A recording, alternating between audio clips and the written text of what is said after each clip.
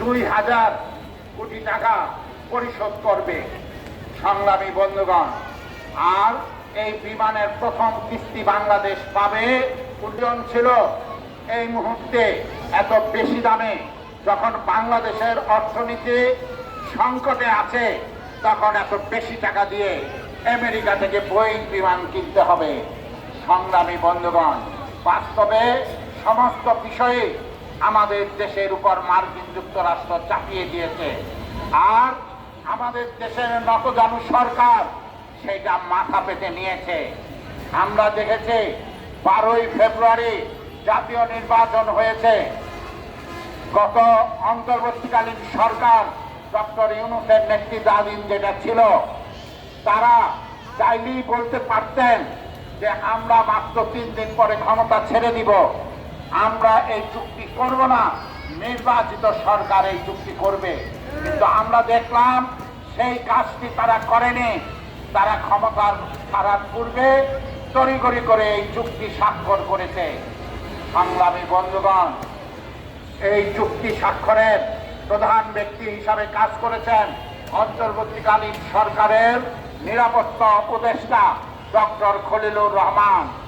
এই ডক্টর খলিলুর রহমান বলেছেন, চুক্তি করার সময়ে তিনি জাতীয়তাবাদী দল এবং জামাত ইসলামের সাথে আলোচনা করে নিয়েছেন। যেই কারণে আমরা এই নির্বাচিত সরকারের যে পার্লামেন্ট, সেই পার্লামেন্টে এই চুক্তির বিষয়ে আলোচনা করতে পাই না।